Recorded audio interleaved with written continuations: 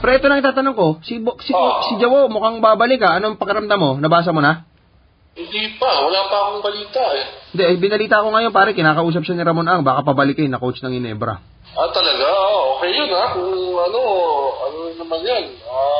Kumbaga, pag lumabas siya, maraming matutuwa niyan. Oo nga. Pero ikaw, natuwa ka sa balita? Siyempre, di ba? Ano naman, coach natin dati, saka, kumbaga, maski tapos na kami dati, nagkikita-kita pa rin. Oo nga. Mabait na tao si coach Pero ano tingin mo, pwede pa ba siyang mag-coach? Kasi halos 14 years na siyang hindi nagko-coach, di ba? 16 years. Alam mo yan, sa tagal na sa basketball siguro, pare, kumbaga, sabihan natin maski nung bago kami dyan, yung style niya, sabihan natin dati pa rin, pero nag-champion kami dun So, di ba? Hindi lang din natin alam ngayon kung matagal na rin ako walang balita kay coach, pero di ba? Hindi natin alam kung baka rin ng mga bagong alam mo na mga basketball ngayon, medyo ibang-iba na rin. Noong araw, uso na rin scientific di ba? Kila Chot, kila Yengyao, di ba? Pero kayo nun, mano-mano yung... Mano-mano? Pero nung kami, sa kanya, kami nun, sa totoo lang, wala parang, hindi naman sa mano-mano, parang, pinapaliwanag din, may mga grito play ng kalaban, pinag-aaralan din namin, pero hindi yung nanonood kami ng mga video, mga ganon. Nag-champion naman kami doon. Oo nga. So, may triangle offense na nun, di ba? Meron na, yung Alaska. Tinalo nyo sila, di ba? Triangle meron sila. Tinalo rin namin sila. Tinalo din kami. Pero tingin mo yung style ni Coach Sunny na gano'n, yung style niya ng coaching, pwede pa rin kaya, applicable pa rin yun, tingin mo? Alam mo yan, diskarte ng coach yan Saka, syempre, depende rin sa, kumbaga, sa style ng player yan. Kung babalik siya sa Ginebra, halos yung style ng game ng Ginebra, halos ganun pa rin naman sa dati Never say die pa rin naman So, hindi ko alam kung paano gagawing adjustment ng ibang player siguro. Ano numero 1 dapat i-adjust ng player if ever papasok si Coach Jawo? Tingin mo? Naku, paano ba? Superstar. Pwede bang sabihin hindi? Hindi, okay lang. Papayuan mo na naman sila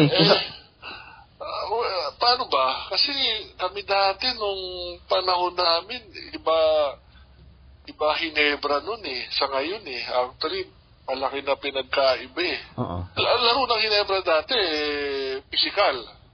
Sabi mo lang parang rain or shine, pero mas grabe pa. Parang ganun nga, pero mas grabe, di ba? Yun ang kumbaga, malaking pinagkaiba ng ng Ginebra noon saka Ginebra ngayon. Yung puso ng mga player, pare, noon at ngayon. Totoo ba yung sinabi ni Mark? Sang-ayon ka ba kay Mark? Puso ng mga... Kasi sabi ni Mark, wala na raw, parang hindi... Sabi ni Mark Kagiwa, yung mga player doon ng Ginebra ngayon, parang hindi alam yung Never Say Die nung Ginebra, hindi yung panahon ni Jawo, yung mga panahon niyo raw, nila Noli. Medyo sang-ayon ka ba doon? At ako sa akin lang, pare sa...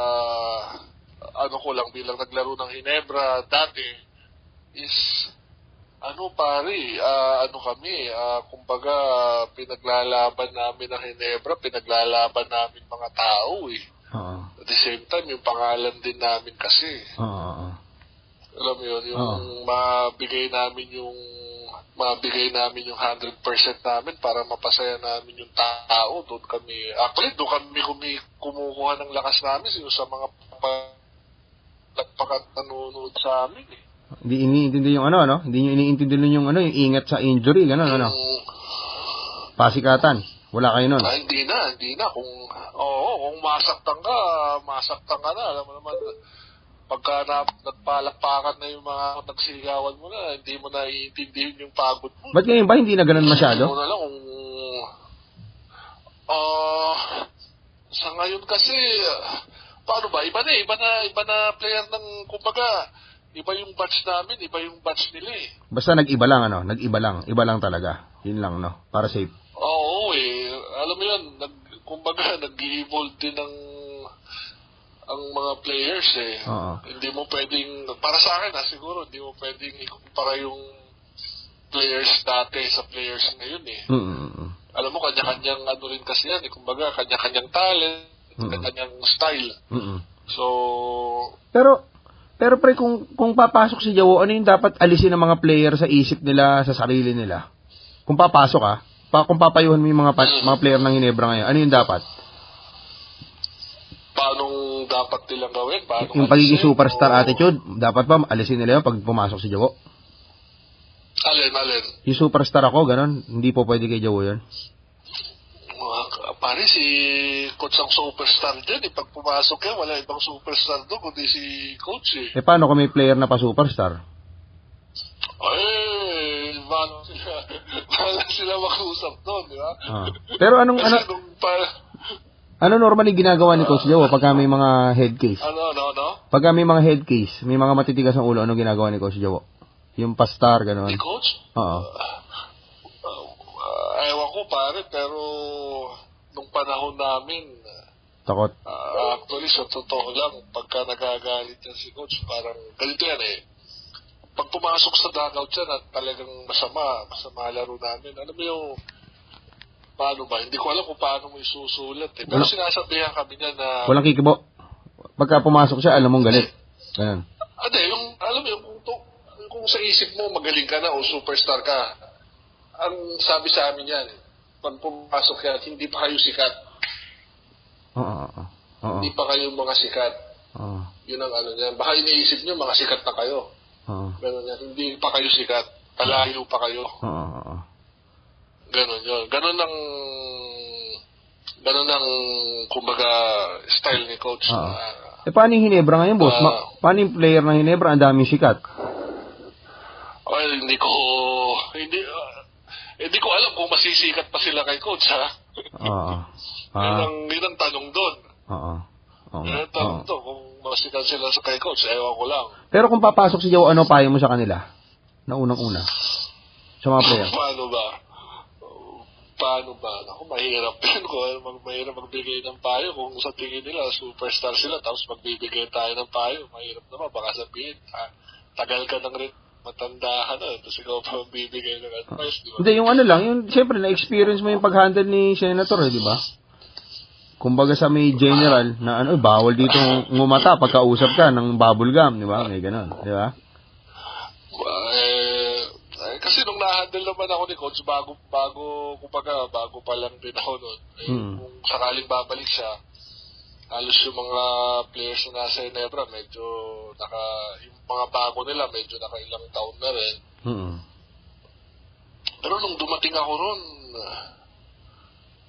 may mga dating players na rin naman sila na matagal, pero walang star complex kasi nung panahon namin eh. So dapat pantay-pantay? Oo. Walang pakita mo na lang sa basketball court yung galing mo, itapang mo, ganun si coach eh. Parang, diba, hindi pwede yung puro ka na lang forma, parang ganun ang niya sa amin eh. Pero para sa akin, kung yung pagbabalik ni coach, maganda para sa Ginebra. Alam mo na mahatak ni coach eh. Kumbaga, mabubuhay na naman yung barangay Ginebra. Ilang kung hindi ko masasabi kung magiging part ka. Pero sa totoo lang, maganda sa lahat ng players ng Ginebra yan pag bumalik si coach. Bakit? Iba magiging ng Ginebra pag nandiyan si coach eh. Iba. As in, mababago. Galing ako dyan eh, kaya alam ko. Galing ako dyan, kaya alam ko pag nandiyan si Joe. So, pre, ito na yung last na. Alam Pero, iba lahat yun. Pero ikaw, boss, yung pagbabalik ni Joey, yan ang isa sa pinakamagandang istorya na nadinig mo ngayon. Tingin mo? Oo naman. Oh. So, isa ka sa excited? Hindi lang sa ano yan, pare, ha? Hindi lang sa Ginebra, pati sa PBA. Oo. Yun ang pinakamagandang, kung sakali bumalik si Coach, yun ang pinakamagandang mangyari sa, hindi lang sa Ginebra, pati sa PBA yan. Okay. Pero kung ipipilit, kung hihinga ka ng payo ni Mr. Ang, dapat ba ituloy niya, ipurso niya talaga yung Robert Jaworski? Malaking tulong. Yung pagbabalik niya? Oo. Dapat sa akin, oo naman. Good for that. Oo naman. Okay.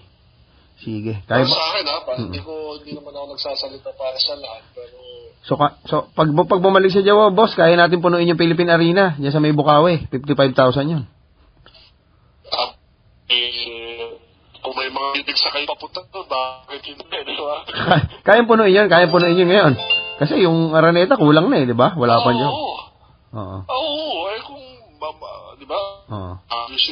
Championship yan, may libreng sakay, bakit hindi? Kutsa, traffic na naman yan, di ba? Champion nga kami dati, nag-motorcade kami, parang pag nag-motorcade sila, Pacquiao.